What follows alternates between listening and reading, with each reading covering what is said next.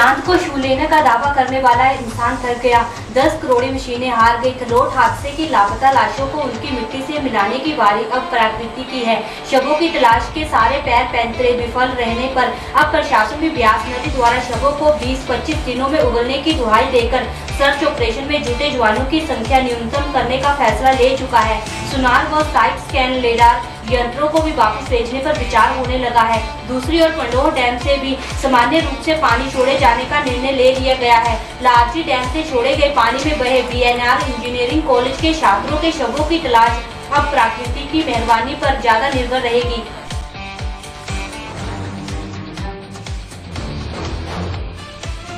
उपायुक्त मंडी देवेश कुमार की माने तो अब तक सर्च ऑपरेशन में हर संभव कदम उठा लिया गया, हर उपलब्ध तकनीक का इस्तेमाल किया गया, लेकिन हादसे के 9 दिनों बाद भी कोई सफलता हाथ नहीं लगी है। इसी के चलते प्रशासन ने सर्च ऑपरेशन में जुटे सैकड़ों जवानों की संख्या कम करने का फैसला लिया है। बकौल उपायुक्त बुधवार से नेवी के 8 ड्राइवर, आर्मी के 10 ड्राइवर, ITBP के 35 जवान व 2 राफट, NDRF के 80 जवान व 10 ड्राइवर, SSB के 30 जवान व 1 राफट के अलावा स्टेट पुलिस के 75 जवान ही तैनात रहेंगे, जबकि इससे पूर्व 500 से 700 जवान सर्च ऑपरेशन में लगाए जाते रहे। सर्च ऑपरेशन में शवों के मिलने की उम्मीद कम होते देख ये निर्णय लिया गया है।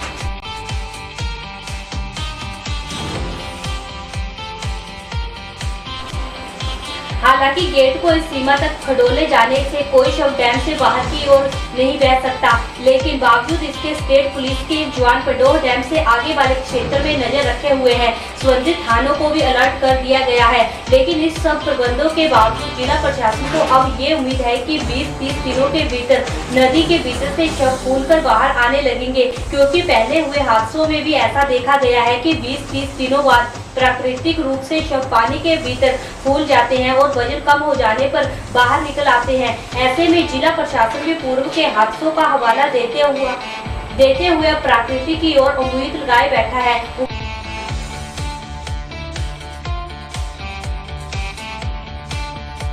लार्जी डैम से पानी छोड़े जाने के बाद थलोट में ब्यास नदी में बहे बीएनआर इंजीनियरिंग कॉलेज हैदराबाद के छात्रों के परिजन घटना के 10 दिन बाद भी अपने बच्चों का शव नहीं मिल पाने पर काफी गमगीन है। लंबे समय से बच्चों के शवों का इंतजार कर रहे परिजनों ने मंगलवार को उपायुक्त से गुहार लगाई है कि उनके बच्चों का डेथ सर्टिफिकेट जिला प्रशासन जारी कर दे। हालांकि हादसे के बाद किसी व्यक्ति का शव नहीं मिलने पर एकदम डेथ सर्टिफिकेट जारी नहीं किया जा सकता। कई मामलों में तो प्रभावित व्यक्ति को लापता घोषित कर 7 साल बाद डेथ सर्टिफिकेट जारी किया जाता है।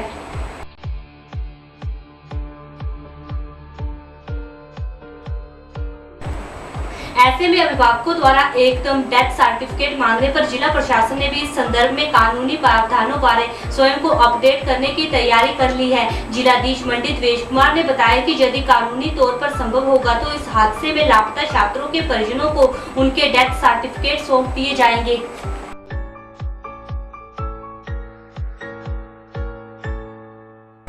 हमीरपुर जिला में राष्ट्रीय खाद्य सुरक्षा अधिनियम के तहत 2,717 लोगों को लाभान्वित किया जा चुका है, जबकि इस योजना में 43,214 नए लोगों को भी शामिल किया जाएगा, ताकि गरीब तथा निर्धन लोगों को सस्ता राशन उपलब्ध करवाया जा सके। ये जानकारी उपायुक्त रोहनचंद ठाकुर ने मंगलवार को खाद्य नागरिक आपूर्ति एवं उपभोक्ता मामले विभाग की उपलब्धियों की समीक्षा करने के उपरांत दी। उन्होंने बताया कि राष्ट्रीय खाद्य सुरक्षा अधिनियम 2013 का शुभारंभ 20 अगस्त 2013 को मुख्यमंत्री वीरभद्र सिंह के कर कमलों से हुआ था, जिसे विधिवत रूप से अक्टूबर 2013 से लागू किया गया है।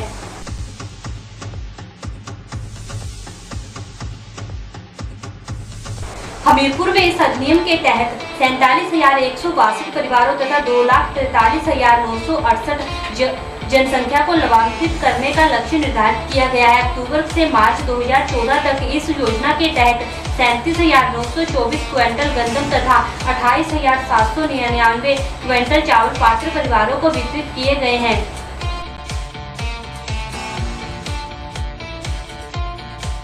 वन मंत्री ठाकुर सिंह भरमौरी ने कहा कि प्रदेश में इको टूरिज्म की अपार संभावनाएं हैं। प्रदेश में इको टूरिज्म को बढ़ावा देने के लिए सरकार अनेक सुविधाएं उपलब्ध करवा रही है। भरमौरी आज जहां इको टूरिज्म को बढ़ावा देने के लिए सरकार द्वारा किए गए प्रयासों की समीक्षा बैठक की अध्यक्षता कर रहे थे। वन मंत्री ने कहा कि प्रदेश में इको टूरिज्म को बढ़ावा देकर पर्यटकों को आकर्षित करने के साथ साथ ये भी सुनिश्चित बनाया जाएगा कि राज्य के बहुमूल्य पर्यावरण को नुकसान न पहुंचे। उन्होंने कहा कि इको टूरिज्म के तहत प्रदेश में 23 पर्यटक स्थान चिन्हित किए गए हैं जहां विशेष सुविधाएं उपलब्ध करवाई जाएगी।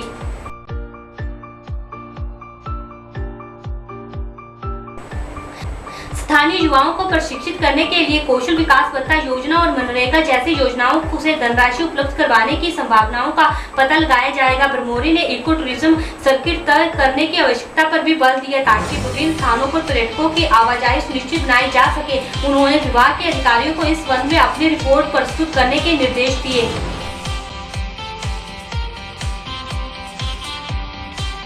प्रदेश वन विकास निगम के उपाध्यक्ष केवल सिंह पठानिया ने इस अवसर पर प्रदेश में इको टूरिज्म को बढ़ावा देने के लिए परामर्शदाता तैनात करने की आवश्यकता पर बल दिया। इस संबंध में उन्होंने बेंगलुरु के इको टूरिज्म मॉडल तथा उत्तरांचल में इको टूरिज्म के लिए तैयार की गई अधोसंरचना के अध्ययन का भी सुझाव दिया ताकि प्रदेश में भी इको टूरिज्म को बढ़ावा मिल सके।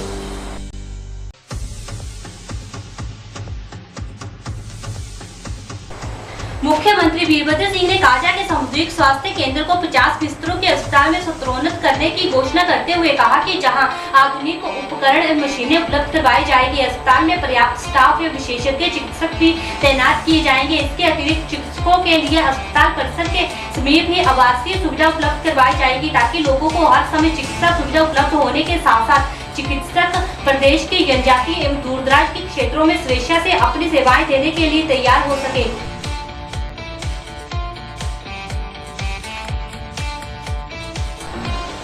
मुख्यमंत्री जनजातीय जिला लाहौल स्पीति के काजा में एक जनसभा को संबोधित करते हुए बताया कि प्रदेश सरकार स्वास्थ्य अधोसंरचना को सुदृढ़ करने तथा विशेषकर जनजातीय क्षेत्रों के लोगों को गुणात्मक स्वास्थ्य उपचार सुविधा उपलब्ध करवाने के लिए कृत संकल्प है। प्रदेश के सभी सार्वजनिक स्वास्थ्य संस्थानों में सस्ती जेनरिक दवाइयां उपलब्ध करवाने के लिए भी प्रयास किए जा रहे हैं। सरकार ये भी सुनिश्चित बनाएगी कि चिकित्सक रोगियों को केवल जेनरिक दवाइयां ही लिखे।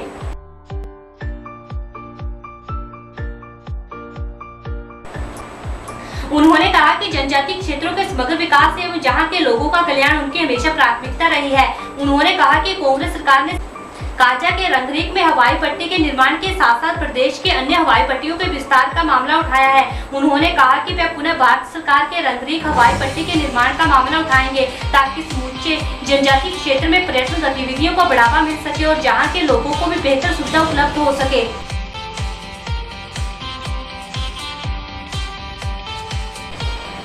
मुख्यमंत्री ने आवासहीन परिवारों को घाटी में आवास निर्माण के लिए नातोड़ भूमि उपलब्ध करवाने की भी घोषणा की। इससे पूर्व पीर घाटी में कुंगरी मैनोस्ट्रीट में एक जनसभा को संबोधित करते हुए मुख्यमंत्री ने प्राचीन मैनोस्ट्रीट के संवर्धन पर बल दिया। उन्होंने कहा कि हमारा धर्म व्यक्तिगत आध्यात्मिक विकास एवं प्रकृति के वास्तविक ज्ञान पर केंद्रित है जिसका संरक्षण आवश्यक है। उन्होंने कहा कि सही अर्थों में इस सच्चाई वास्तविकता को समझना एवं अनुभव करना जरूरी है। मुख्यमंत्री ने कहा कि मधु बाबा मार्ग का शीघ्र निर्माण किया जाएगा जिसके निर्माण से पीर घाटी के लोगों के लिए शिमला को कम दूरी के मार्ग की सुविधा उपलब्ध होगी।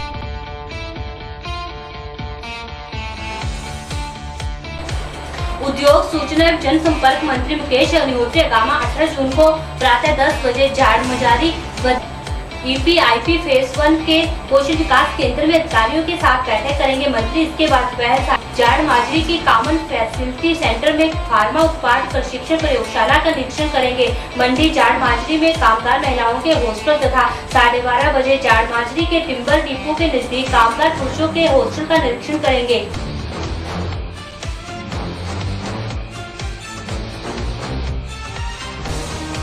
भारतीय जनता पार्टी के कांगड़ा चंबा संसदीय क्षेत्र के सांसद शांता कुमार का चुनाव जीतने के उपरांत पहली बार कांगड़ा पधारने पर कांगड़ा भाजपा मंडल के कार्यकर्ताओं ने उनका भव्य स्वागत किया। इस मौके पर उन्होंने लोकसभा चुनावों में हुई ऐतिहासिक जीत के लिए कार्यकर्ताओं को बधाई दी व उनका धन्यवाद भी प्रकट किया। उन्होंने कहा कि भारत के इतिहास में पहली बार एनडीए को 2/3 बहुमत हासिल हुआ है और इसके पश्चात भाजपा की जिम्मेवारी भी काफी बढ़ गई है। उन्होंने कहा कि लोगों को नई सरकार से काफी अपेक्षाएं हैं और हमें उन्हें पूरा करना है।